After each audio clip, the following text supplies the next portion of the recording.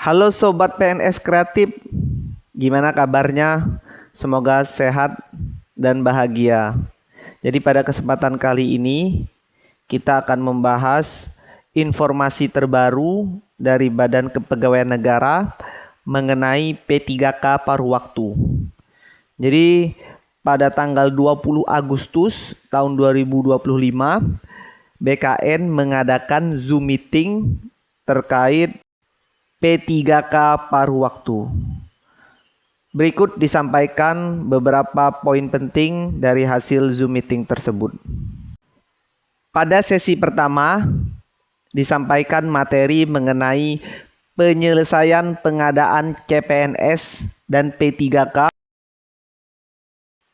Selanjutnya untuk potensi P3K paruh waktu CASN tahun anggaran 2024 ini, untuk seleksi P3K tahap 1 R1 yang mendapat penuh waktu sebanyak 8.301 orang. Untuk potensi paruh waktunya 2.584 orang. Sedangkan untuk R2 71.109 orang. Untuk potensi paruh waktunya 43.895 orang. Untuk R3 potensi mendapat penuh waktu 610.945 orang. Sedangkan potensi paruh waktunya 614.443 orang. Untuk TMS atau APS pengolahan, potensi paruh waktunya sebanyak 45 orang. Jadi totalnya dari seleksi P3K tahap 1 yang mendapat penuh waktu potensinya 690.355 orang.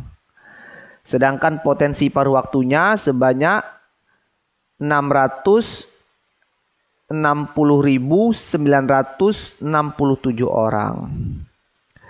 Sedangkan di seleksi P3K tahap 2, potensi untuk mendapat penuh waktu di R3 sebanyak 13.184 orang.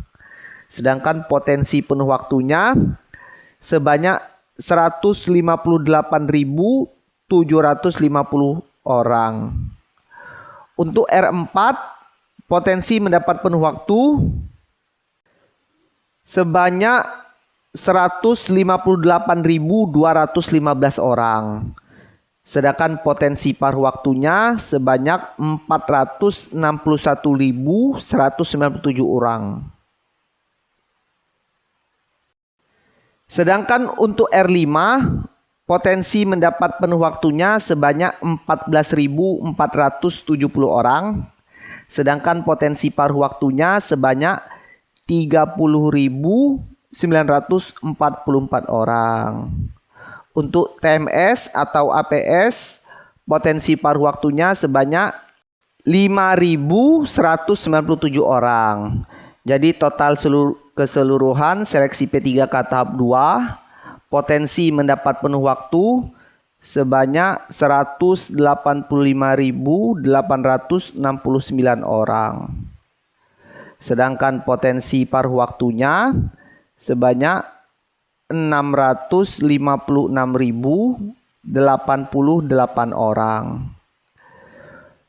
Kalau dari pelamar CPNS, terdapat pelamar database non-ASN yang lulus CPNS-nya sebanyak 5.670 orang. Sedangkan potensi paruh waktunya sebanyak 52.694 orang. Selanjutnya untuk progres usulan P3K paruh waktu.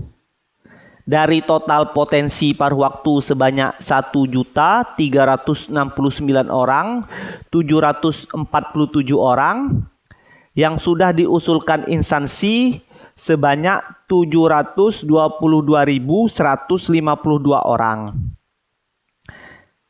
dan yang tidak diusulkan instansi sebanyak 29.660 orang. Sedangkan yang belum diusulkan sama sekali sebanyak 617.935 orang. Jadi total keseluruhan berdasarkan data per 19 Agustus tahun 2025 pukul 21:45 WIB, 479 instansi sudah mengusulkan, yang terdiri dari 44 instansi pusat dan 435 instansi daerah. Namun ada 125 instansi yang belum mengusulkan. Inilah yang menjadi perhatian dari BKN RI. Selanjutnya mengenai ketentuan pengadaan P3K per waktu. P3K per waktu itu merupakan ASN yang diangkat berdasarkan perjanjian kerja secara paruh waktu dan diberikan upah sesuai dengan ketersediaan anggaran instansi pemerintah. Jabatan yang dapat diusulkan menjadi P3K paruh waktu, yang pertama guru, yang kedua tenaga kesehatan, dan yang ketiga tenaga teknis lainnya. Tenaga teknis lainnya ini terdiri dari pengelola umum operasional, operator layanan operasional, pengelola layanan operasional, atau penata layanan operasional. Status kepegawaian P3K paruh waktu ini ditetapkan sebagai pegawai pada instansi pemerintah dan diberikan nomor identitas pegawai ASN. Untuk pengusulan rincian kebutuhan P3K paruh waktu disampaikan melalui layanan elektronik. P3K paruh waktu ini dilaksanakan bagi non-ASN yang terdata tidak lulus dan tidak dapat mengisi lowongan formasi. Selanjutnya, kriteria pelamar dan pengisian formasi P3K diprioritaskan secara berurutan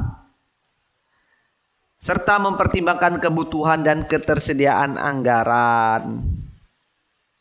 Untuk pengangkatan P3K paruh waktu hanya dilakukan untuk penataan pegawai non-ASN melalui pengadaan ASN tahun anggaran 2024. Untuk mekanisme pengusulan kebutuhan P3K paruh waktu, yang pertama dari SIASN perencanaan kebutuhan. Jadi di SIASN itu menampilkan data tenaga non-ASN yang telah mengikuti seluruh tahapan seleksi tahun anggaran 2024 namun belum mendapatkan formasi. Dengan kriteria yang pertama, non-ASN terdata database BKN, R1 pendataan, R2 pendataan, R3, R3B, dan R3T. Yang kedua, non-ASN tidak terdata atau R1 non-pendataan, R2 non-pendataan, dan R4. Dan yang ketiga, peserta P3K Jaban Fungsional Guru lulusan PG atau R5. Selanjutnya, pemetaan kebutuhan P3K paruh waktu oleh instansi pemerintah pada SIASN. Perencanaan kebutuhannya melingkupi data non-ASN-nya, jabatan teknis terbatas hanya pada jabatan P3K pelaksana. Selanjutnya, data kualifikasi pendidikannya dan unit penempatannya. Khusus lokasi kebutuhan JF guru pada dinas pendidikan. Untuk JF tenaga kesehatan pada dinas kesehatan. Selanjutnya, Kemenpan RB menetapkan alokasi kebutuhan P3K paruh waktu bagi setiap instansi yang memuat jabatan, kualifikasi pendidikan, unit penempatan, dan jumlah kebutuhan. Tahapan selanjutnya, pengisian daftar riwayat hidup P3K paruh waktu.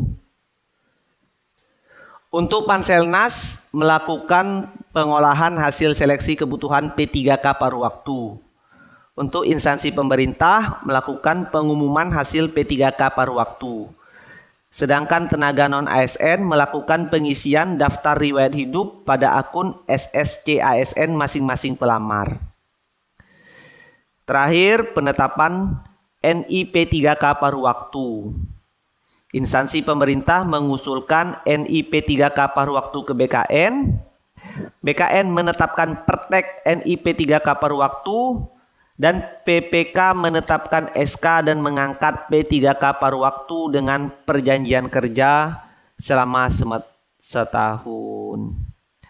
Demikian poin-poin penting dari hasil Zoom meeting BKN tanggal 20 Agustus 2025 mengenai P3K paruh waktu. Mudah-mudahan di instansi Bapak-Bapak atau Ibu telah mengusulkan kebutuhan P3K paruh waktu ini.